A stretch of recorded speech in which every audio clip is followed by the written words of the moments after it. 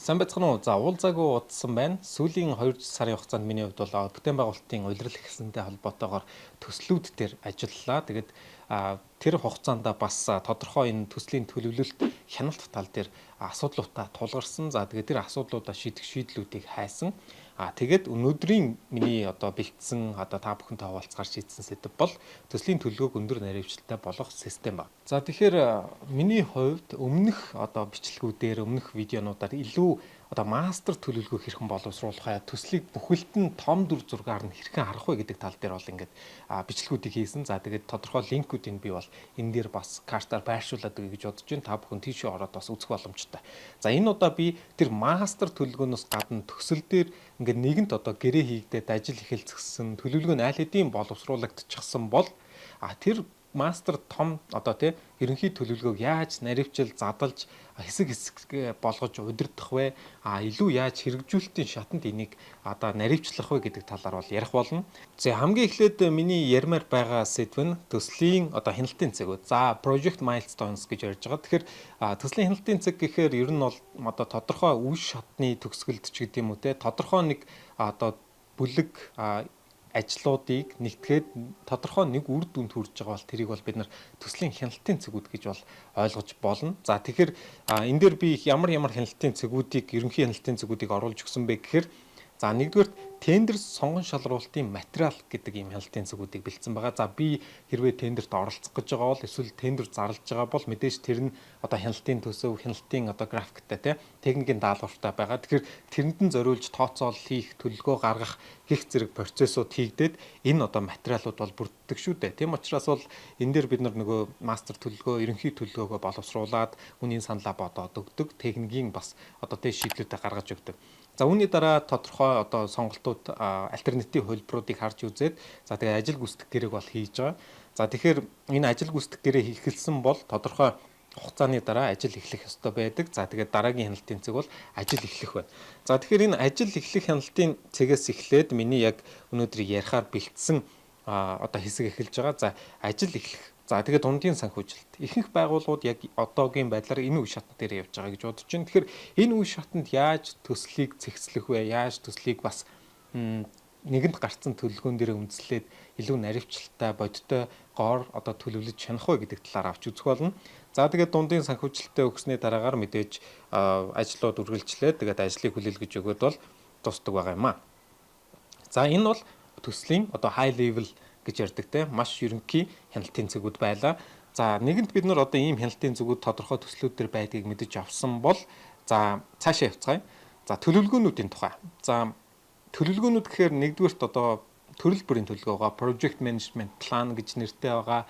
Зарим нь болохоор зүгээр plan гэдэг нэртэй байгаа. Зарим нь болохоор програм гэдэг нэртэй байгаа. За миний энд ярихаар бэлдсэн нь болохоор ер нь schedule талдаа. За тэгэхээр schedule дундаа тэр нь тодорхой нөөцийг агуулсан, зардлыг агуулсан, хоорондоо нэгтгсэн тийм төлөвлөгөө. Ерөнхийдөө програм гэж бас нэрлэж болно. За минийхаар бол schedule талдаа байгаа гэдгийг бас хэлмээр байна. За ингээд тэр дотор нь тэгвэл энийг юу гэж ангилж байна вэ гэхээр мэдээж хамгийн ихэнд ерөнхий төлөвлөгөө. За тэгэхээр ерөнхий төлөвлөгөө нь дотроо нөгөө критик замтай, за тэгээд майлстонуудтай, тэгээд дээр дурдсан юм ерөнхий майлстонуудыг агуулсан бол энэ бол ингээд ерөнхий дүр зураглал, энэ төслийн ерөнхий ойлголтыг, ерөнхий сүлжээг надад харуулж өгж байгаа тийм дистралал төлөвлөлт байна цаг хугацааны. За энэ маань түрүүний ярьснаар тендер сонгон шалруулалтын үе шатанд бол хийгдэж байгаа. За энэ дээр бол ингээд материалын нэг хэсэг болоод за бид нар энэ ажлыг бол ингэж хийнэ гэд энэ төлөвлөгөөгөө боловсруулад өгж байгаа. За тэрэн дээр нь үндэслээд хүмүүс гэрээ хийх хэсгээ бол шийдэж байгаа шүү дээ. За тэгэхээр бол ерөнхий төлөвлөгөө хүн болгон мэдж байгаа, ажил хийж байгаа, төсөлд оролцож байгаа. За тэгвэл дараагийн хэсэг бол хэсэгчилсэн төлөвлөгөө. За энэ юу гэсэн үг вэ гэхээр за би тодорхойлолтыг уншиж үзүүлье. Тодорхой нэг хяналтын цэгийн цар хүрээг хамарсан ойлголт. За хоёр дахь нь болохоор ажлын дараалал гэхдээ хойноос нь хөөж тооцно. За би жишээлбэл төсөл дээр гэрээ хийгээд орлоо. За тэр тухайн төслийн төлөвлөгөөг боловсруулахдаа би за 6-7 ийм майлстонтой байлаа гэж бодъё. Майлстон буюу хяналтын цэгүүдтэй За тэгвэл энэ хяналтын цэгээс хяналтын цэг хооронд бол тодорхой юутай байна гэсэн үг. Ийм хэсэгчилж аваад За энэ хяналтын цэгээс энэ хяналтын цэг хүрэхэд би яаж ажиллах вэ гэдгээ илүү наривчилж сонгож авч төлөвлөж байгаа гэсэн. За энийг бол хэсэгчилсэн төлөвлөгөө гэж нэрлэж байна гэсэн. За хяналтын цэг 1 2 3 гэдэг ингээд явж байна те. За ингээд ингэж явсараад 6 гэж ярьсан. Ийм 6 хяналтын цэгтэй бол би 6 хэсэгчилсэн төлөвлөгөө хийх нэ. За яг одоогийн байдлаар харж байгаагаар би нэгээс хоёрт хүрэхэд ямар одоо төлөвлөгөөгөр би ажиллах юм бэ гэдгийг харуулна. За яагаад тэгвэл энэ хэсэгчилсэн төлөвлөгөөг боловсруулах шаардлагатай юм бэ гэдэг ойлголт гарч ирнэ. Тэгвэл за ерөнхий төлөвлөгөөн дээр бол бид нар мэдээж тендер үе шатанд ажил эхлээгүй байхад за бид нар бол ингэж юмыг бодно гэд одоо тийм хийнэ гэд бодоод өгчихсөн байдаг бол яг ажил эхэлсний дараа илүү наривчлалтайгаар төлөвлөх шаардлагатай болдог. За тэгэхээр бол энэ хэсэгчилсэн төлөвлөгөө маань ойролцоогоор 6-7 хоног доторх ажлуудыг хараад за тэгээд төлөвлөж байгаа тэр төлөвлөгөөг хийж байгаа. За тэгээд төлөвлөгтөө бол нэлээ наривчлалтай төлөвлөнө. За энэ хоёр дахь тодорхойлолтыг бас хараад үзье. За ажлын дараалал гэхдээ хойноос нь хөөж тооцох гэж байна. Тэгэхээр би энэ 1-2 гэдэг майлстон руу хүрэхийн тулд 2 гэдэг нь бол төгсгөлийн майлстон, 1 гэдэг нь бол эхлэлийн майлстон байна. Тэгэхээр 2 гэдэг энэ хяналтын цэгийг би бий болохын тулд энд очихын тулд яг өмнө нь ямар ажлууд хийх юм бэ гэдгээ би бодож одоо уйлдуулна гэсэн. Тэгэхээр ихэнх тохиолдолд бол одоо биднээс энэ ажлын дараа юу хийх вэ гэж боддог те. За тэгвэл хойноос нь хөөж бодно гэдэг нь за энд нэг тодорхой одоо жишээлбэл бүтээн байгуулалтын төслөөр ярил энэ барилгын одоо дулаан авах гэдэг ийм майлстон байна. Тэгвэл энэ дулааныг авахын тулд би өмнө нь юу хийх ёстой вэ гэж арай өөрөөр бодож эхэлнэ гэсэн үг. Тэгээд трийгээ төлөвлөлтөнд оруулна. Нөгөө талдаа бид нар ерөнхий төлөвлөгөөн дээр юу хийсэн бэ гэхээр яаж утсан бэ гэхээр те энэ ажлын дараа юу авах вэ? За газар ширууны ажил явсны дараа юу авах вэ? Мэдээж суурийн ажил байна гэдэг ингээд одоо энэний дараа юу авах вэ гэж бодсон. Тэгэхээр энэ хэсэгчилсэн төлөвлөгөөн дээр бол яг сүүлийн тэр майлстон дээр тулгуурлаад тэрний өмнөх ажлуудыг уялдуулж тоосдог гэдгээр бол онцлогтой байна. За ингээд хэсэгчилсэн төлөвлөгөө буюу 2 дахь төрлийн төлөвлөгөө бол дуусаж байна. За 3 дахь хэсэг ойлголт нь бид нар ингээд төлөвлөгөөг одоо боловсруулад идэг. За тэгээд нэг хүн даатгаад орхичдаг. Тэгээд одоо чи боловсруулснаа дууснаа. За дууссан бол ашиггүй дээ. Одоо ингээд наатах чинь дагаж мөрдийгээд ихэнх тохиолдолд явдаг. Их ажлын хажуугаар тэрнтэй ноцолдох хүмүүс маш цөөхөн байдаг. За энэ утгаараа төлөвлөгөөг яг мэрэгжлийн төвшөнд яг багаараа боловсруулах асуудал бол хойшоо тавигддаг. Тодорхой нэг хүн тэрийг хариуцаж хийгээд за тэгээд тэрийг бол одоо баг хянахгүй шахав ерөнхийд нь хараад за окей гэд үргэлжлүүлээд явдаг тохиолдлууд бас байдаг. Ихэнх тохиолдолд бид нар энийг хянаж баталгаажуулах зайлшгүй шаардлагатай тулгарна. За өөрөөр хэлбэл бид нар хэсэгчилсэн төлөвлөгөөг илүү одоо хянаад тийм төлөвлөгөөнд шаардлагатай энэ нөөц энэ яг ажлыг энэ майлстонд энэ хугацаанд дуусгахын тулд надад шаардлагатай нөөцүүд тодорхой тийм одоо хүн хүч за санхүү зардал ямар байгаа вэ гэдгээ ингээ бүрэн төлөвлөж чадсан үсгээ хянана. За тэгээд мэдээж одоо бүрэн төлөвлөгдөөгүй тодорхойгүй юм байгаа бол тэрийг эртхэн шиг хараад за энийг би тэгвэл яаж тодорхой болох вэ? Яаж арилгах вэ? Яг одоо хэрэгжүүлээд эхлэхэд тэрнтэй тулгархгүй үднээс урьдчилж шийдэхийг бол хянаж баталгаажуулах үе шатанд илрүүлж гаргаж гах нь бол оновчтой байгаа. Тэм учраас хэсэгчилсэн төлөвлөгөөг хянаж одоо 6-7 хоног орч гэдэг юм уу те ингээд баталгаажуулаад явах нь бол оновчтой байгаа юм аа. За дараагийн нэг төлөвлөгөөний төрөл бол 7 хоног тутмын төлөвлөгөө байна. За энэ дэр бол тайлан төлөвлөгөө гэж бичигдсэн байна. 7 хоног тутмын тайлан төлөвлөгөө. За тэгвэл энэ 7 хоног тутмын тайлан төлөвлөгөө маань төслийн хүмүүсийн ажил үүргийн хуваарлалт ба биелэлт гэж байгаа те. За төслийн оролцогч талууд гэж бас нэрлэж болно. Тодорхой төсөл дээр одоо 20 байна уу, 30 байна уу, эсвэл 2 байна уу, тослон гүйцэтгэгч, ханган нийлүүлэгч, захиалагч, гүйцэтгэгч гэдэг ингээд тийм талууд байдаг шүү дээ. Тэгэхээр тэр талууд төслийн хурал гэж хийдэг. Тэгэхээр төслийн хурал бол 7 хоног тутмын хурал ихэвчлэн байдаг. За энэ тохиолдолд бол 7 хоног тутмын хурлаар өмнөх 7 хоногийн одоо төлөвлөгөөний тайлан биелэлт дараагийн 7 хоногийн төлөвлөлтийг шийдээд явбал бол оновчтой. Тийм учраас энэ одоо 6-7 хоног гэж түрүүн ярьсан энэ 6-7 хоногийн төлөвлөгөөгөө 7-7 хоногоор нь тасдаж аваад 7-7 хоногийн төлөвлөгөөгөө хийгээд явбал илүү одоо тэр 6-7 хоногоор төлөвлөж байгаа ажил маань биелэх боломжтой. Нөгөө талдаа би одоо нэг жилийн ажлыг 6-7 хоногоор ингээ блоклоо төлөвлөө яваад ийлаа гэхэд энэ ерөнхий төлөвлөгөө маань хэрвээ 6-7 хоногийн төлөвлөгөөнүүд маань цаг тухайтай биелэдэлвэл ерөнхий төлөвлөгөө маань бас хоцрогдолгүй явах боломжтой шүү дээ. Тэгээд тийм учраас ерөнхийдөө бид нар ингээд том дүр зургаар нь эхэлж гаргаж явлаа. Дараа нь илүү одоо тодорхой нэг хэсгийг ингээд томруулж одоо зүүмэлж томруулдаг ширээр харж байна те. Тэр томруулдаг ширээр харсан чинь дахиад нэг хэсэг юм нь одоо арай тодорхойгүй, арай детальны биш байвал дахиад тэрийг 7 хоногт наривчлаад дахиад бүр одоо томруулж харж байна гэсэн үг. За тэгээд ингээд төлөвлөөд явна.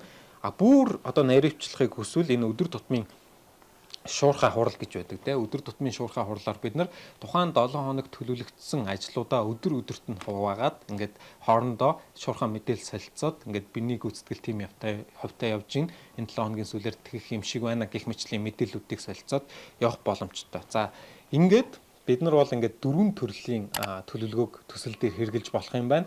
Нэгдүгээрт ерөнхий төлөвлөгөө, за хоёрдугаарт хэсэгчилсэн төлөвлөгөө, за гуравдугаарт 7 хоног тутмын тайлан төлөвлөгөө, дөрөвдүгээрт өдөр тутмын тайлан төлөвлөгөө.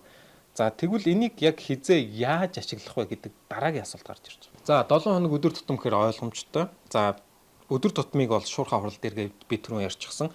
Шуурхай хурал гэж нэг 15 минут ч юм уу те учиргүй нэг тийм төслийн том асуудлуудыг ярихаасаа илүү яг өнөөдөр би ажиллаа явуулахад надад юу хэрэгтэй вэ? Юу саадуулаад ийн гэдгийг шуурхай мэдээлэл солилцох замаар шийдэх байгаа.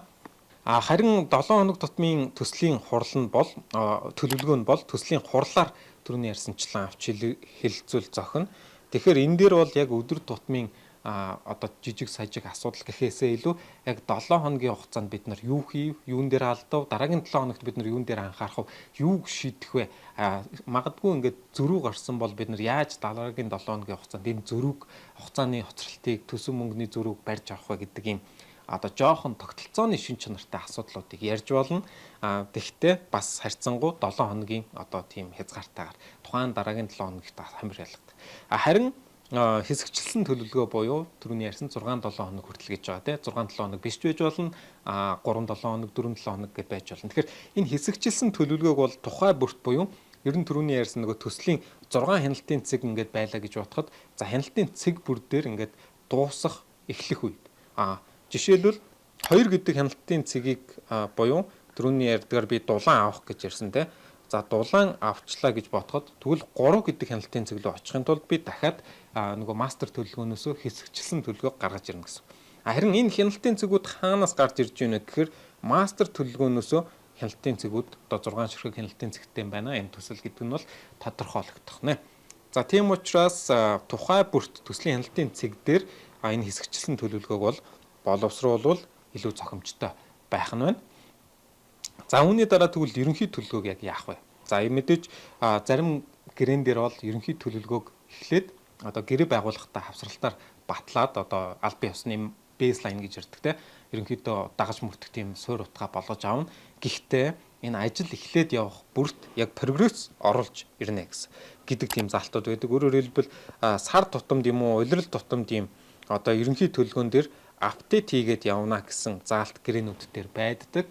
Хэрвээ тийм заалт байхгүй ерөнхий төлөвлөгөөгөө ажил хийхдээ нэг батлуулчаад тэгээд ажил дуусахтаа одоо нэг дахиж нэг харж үздэг бол энэ бол жоохон асуудал гэсэн үг. Тийм учраас тухайн одоо төсөл дээр ажиллаж байгаа удирдлагын баг төслөө амжилттай байхыг хүсвэл энэ ерөнхий төлөвлөгөөгөө критик замаа, майлстонуудаа одоо яг хэр прогресстэй байгаа юм бэ гэдгээ хизээ ямар давтамжтайгаар сар юм уу, 2 сар юм уу, улирал юм уу хизээ апдейт хийх вэ гэдгээ ер нь бол төсөл эхлэхээс өмнө урьдчилж тодорхойлох хэрэгтэй. Тийм учраас шаардлага гарвал гэрээнд заасны дагуу ерөнхий төлөвлөгөөг бол ингээд шинжилээд явдаг байх нэ.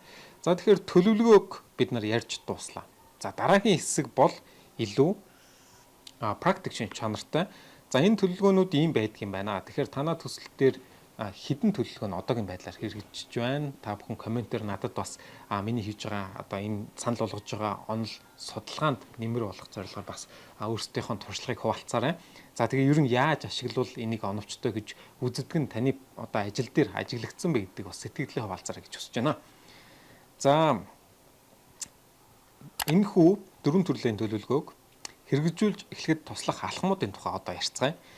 За хамгийн энгийн бол өдөр тутмын шуурхай хурлыг хэвшүүлэх байна. Тэгэхээр өдөр тутмын шуурхай хурал дээр хүмүүс юу ярьдаг юм бэ гэдэг тийм асуулт байгаа. За ихэвчлэн те. За өнөөдөр бол тим ажил хийн, тим гарна ингэн. За ингээд ерөнхийдөө хөдөлмөрийн аюулгүй байдлаа шахаж сахиж ажиллаарай. За захиалагч юм хүссэн ч гэдэг юм уу. Яг тухайн одоо төсөл ямар салбарх гэдгээсээ хамаарат өдөр тутмын одоо шин чанартай асуудлуудыг ярьдаг. Тийм учраас одоо төлөвлөгөө байхгүй ч байсан шуурхай хурлыг хийх боломжтой.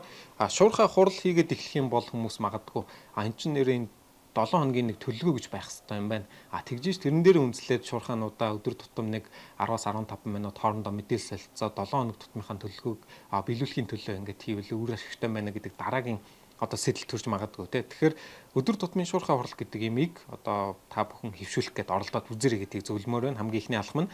За дараагийн алхам нь шуурхай хурлаа ингээд хийгээд эхэлж байгаа бол бүх төлөвлөгөөнүүдээ нүдэнд дэвтэйхэн харагдах форматт оруулаарай гэдэг ба. Тэгэхээр түрүүний ярьсан 4 янзын төлөвлөгөө эсвэл нэг янзын төлөвлөгөө тий зөвхөн мастер төлөвлөгөө, ерөнхий төлөвлөгөө энэ төлөвлөгөөнүүдээ та хүнд ойлгохоор форматт оруулаад хэвлээд хүнд харагдах газар байршуулах хэрэгтэй. Ялангуяа төсөл удирдах байгаа хүн бол төслийн багтаа. За төслийн баг гэдэг нь танай ганцхан дотоод багаас гадна тухайн төсөлд оролцож байгаа бусад багууд, бусад туслан гүйцэтгэгчдийн гол инженер техникийн ажилтнуудад ингээд харилцан ойлгох зорилгоор за энэ төсөл бол ийм хуурийн дагуу явна гэдгээ яг ойлгомжтой хэвлээд ойлгомжтой байршуулах. За тэгэхээр энэ дэр тэгвэл яаж ойлгомжтой хэвлэж, ойлгомжтой байршуулах юм бэ гэдгийг би доошоо дижитал шийдлүүд дээр ярих болно. За энийг ингээд хийчихсэн тохиолдолд өдөр тутмын шуурхай хурлаа энэ байршуулчихсан төлөвлөгөөнийхөө хажууд очиод тэрийг ингээд шүүж хараад хоорондоо ярилцаад явж болно шүү дээ. За үүний дараа саад бэрхшээлийг арилгах 7 хоног болон өдөр тутмын хурлаар дамжуулж энэ саад бэрхшээлийг арилгаад яваарай гэж. Тэгэхээр мэдээж бид нар бүгдээрээ нэгдүгürt өсөлттэй яваа, өсөж яваа те улс оронд амьдарч байна. Биднэрт хийх ёстой маш их ажил байна. Хөгжихийн тулд нөгөө талдаа биднэрт цөөн хүн ам байна. Тэм учраас мэдээж ямар ч ажлыг төгс төлөвлөх боломжгүй. Гэхдээ энэ гарч байгаа өөрчлөлтүүдийг аргыг нь олох, учрыг нь олох замаар энэ төлөвлөгөөнийхөө биелэлтийг илүү бас аль болох нэг нэмэх хасах 10% наривчлалтай биелэлттэй ч гэдэг юм уу те би 100% гэж төлөвлөсөн байсан бол ядаж нэг 90% нь хүрэх хэмжээнд ингэж төлөвлөгөөгөө бариулах боломжтой болж игэл бүр 100% байвал сайн байх шүү дээ те. Тэгэхээр энэ нь юунаас эхлэх вэ гэхээр би нэг модон төлөвлөгөө гаргачаад за энэ л байх ёстой гэд хүмүүсийг шаардаад ах юм эсвэл тэр төлөвлөгөө ингээд гараад ирэхээр юу болохгүй байгаа юм. Юуг би те наривчлалтай тооцсон, юуг би алдаатай тооцсон. Дээрээс нь юуг би тооцоогүй, юуг би саад бэрхшээлийг хараагүй юм. За тэр болгон дээр ингээд саад бэрхшээл асуудал гарч ирнэ. Тэр болгоныг л энэ шийдэхийн тулд хурлууд байдаг шүү дээ. Тэгэхээр энэ хурлыг хөвшүүлээрэй гэдэг тийм дараагийн зөвлөмж байна. За түүний дараа төлөвлөлтийг хийхэд дээрх системийг бүтнээр нь нэвтрүүлэх нь оновчтой шүү гэж. Тэгэхээр бол бид нар дээрх систем гэдэг нь 4 төрлийн төлөвлөгөөг ярьж байгаа. Ерөнхий төлөвлөгөө, хэсэгчлэн төлөвлөгөө, за тэгээд 7 хоног тутмын тайлан, өдөр тутмын тайлан гэдэг. Тэгэхээр эдгээрийг бүтнээр нь нэвтрүүлчихвэл илүү үр бүтээлтэй. Гэхдээ нэг асуудал. Яг бүтнээр нь нэвтрүүлэхэд нэгдүгürt манай баг бэлнэ үү? Бэлтгэгдсэн үү? Тим чадвар байна уу? Чадвар байвал окей, ямар ч асуудалгүй те. Бэлтгэгдсэн бол. Хоёрдугаарт бэлтгэгдсэн чадвар байсан ч гэсэн танаа баг яг тим хэмжээний цаг завтай юм. Багч нь хангалттай тийм ачааллыг нэмэлт ачааллыг хүлээж авах боломжтой гэдгийг бас асуух хэрэгтэй. За хэрвээ боломжгүй саяны хоёр асуулт хоёлаа бэлтгэдэггүй боломжгүй байвал манай коучинг, консалтинг, аутсорсинг үйлчилгээг авах боломжтой. Тэгэхээр аль хэдийн 10 жил энэ төслүүд дээр ажиллаад энэ системийг туршаад үзчихсэн багтаа хамтраад энэ ажлаа илүү нэвтрүүлэлттэй илүү амар хялбар хурдтай болох боломжтой гэдгийг бас хэлмээр байна. Дөнгөж сая бид нар энэхүү төлөвлөгөөнүүдийг хэрэгжүүлж, нэвтрүүлж эхлэхэд авч хэрэгжүүлэх боломжтой 4 төрлийн алхмыг авч үзсэн. Тэгэхээр энэ 4 алхмыг бид нар нэгдүгээрт ямар ч програм хангамж шаардлагагүйгээр өөрт гарт ойр бадал харандаагаар цаас 3-аар ингээд бүгдийг төлөвлөлөд хийчих болно. Эсвэл Excel арай жоохон компьютержуулаад Excel ч юм ашиглаж явж болно. Бүр мэрэгжлийн төвшөнд урт хугацаанд таныг дөвөөлгөж бусдаас харагдуулах хэмжээнд энэ зүйлийг хэрэгжүүлээд өөрийгөө хөгжүүлье, багаа хөгжүүлье гэж бодвол би та бүхэнд дижитал шийдлүүдийг хавсаргаж ашиглахыг санал болгоно. За тэгэхээр мэрэгжлийн зориултын програм хангамжийг ашигласнаар илүү үр бүтээлтэй болох боломж нь урт хугацаанд гарч ирнэ гэсэн үг. За ингээд энэтэй холбоотойгоор би энэ дээр 5 төрлийн дижитал шийдлийг та бүхэнд харуулсан байна. За хамгийн ихний хоёрыг би ярив. Microsoft Project Pro болон Microsoft Project Online. За Microsoft Project Professional гэдэг энэ desktop суурилсан програм хангамжийг манайх онлайнаар одоо хүмүүст зааж эхлэх 4 жил болсон байна. Тэгэхээр энэтэй холбоотойгоор одоо энэ өнгөрсөн хугацаанд бид нар юуг заасан бэ гэхээр төслийн ерөнхий төлөвлөгөөг хэрхэн критик замыг бодуулж, майлстоонуудыг харуулж өгсөн байдлаар боловсруулах вэ, хэрхэн санхүүгийн төлөвлөлтийг цаг хугацааны төлөвлөгөөтэй уялдуулах вэ гэдгийг бол ингэж одоо өнгөрсөн хугацаанд хийсэн. За тэгээд дахиад төслийн ерөнхий төлөвлөгөөнөөсөө тасдаж аваад хэсэгчилсэн төлөвлөгөөг бас энэ Project Pro програм дээр бас хийж болно гэдгийг бол манай тэр одоо сургалтын дээр бол заадаг байгаа. Тэгэхээр энийг ашиглаад хийж болно. За тэгвэл Microsoft Project Online гэдэг хувилбар нь бол илүү simple, дээрэс нь арай жоохон наривчлал багтай хувилбар байгаа. Тэгэхээр энийг яг уу манайх хүмүүст бол 7 хоног тутмын төлөвлөлтөн дээр хэрвээ хүсвэл ашиглаж болно гэдгийг бол санал болгодог. Гэхдээ яг одоо төсөв санхүүдээр тулаад ирэх үед Microsoft Project Pro нь бол илүү хэмнэлттэй, тэгэд илүү наривчлалтай байдаг байгаа. За үүний дараа Primavera P6 гэдэг програм. За энэ нь бол Microsoft Project Pro-той одоо ер нь бол зарчмын хувьд нэг ижил гэсэн үг. Гэхдээ илүү яг инженерчлэлийн төслүүд дээр маш наривчлалтайгаар датагаа удирдах, шийдвэр гаргах, тодорхой датанууд дээр дүн шинжилгээ хийх олон төслүүдийг хооронд нь бас уялдуулж харахад давуу тал нь бол project-тай одоо харьцуулаад үзэхээр Primavera P6 нь өөрөө давуу талтай байдаг. Тэгэхээр энэ програмыг бас ашиглаж болно. Дахиад энэ нь манайхаас энэ дэр сургалт зөвлөх үйлчлэгийг санал болгодог. Тэгэхээр хэсэгчилсэн болон тэр юун дээр бол ерөнхий төлөвлөгөөн дээр бол Primavera Project Pro гэсэн хоёр програмыг ашиглаж болох нэ. За үүний дараа хэрвээ танаа байгууллага Microsoft 365-ыг ашигладаг бол үнгүүгээр тэрэн дотор байгаа давуу талыг ашиглах боломжтой. Planner гэд байдаг. За тэгээ Planner-ыг 365-ыг дагалдуулж одоо байгууллагуудад Microsoft-оос өгдөг учраас Planner дээр үндэслээд 7 хоног тутмын одоо тэр төлөвлөлтөө хийж болно. Тэгэхээр Planner-ыг та бүхэн ороод харуул одоо яг тийм уялдаа холбоог төдийлөн сайн гаргах тийм боломжгүй энэ аппликейшнийг ашигласнаар. Гэхдээ яг багийн хамтын ажиллагаа, ажил үүргийн хуваарлалт, ажлын явцыг яг ингээд 7-7 хоногор гаргана гэвэл боломжтой. Нэг анхаарах юм нь бүхэл бүтэн одоо инженерчлэлийн том төслийн төлөвлөгөөг Planner дээр яагаад ч гарах боломжгүй.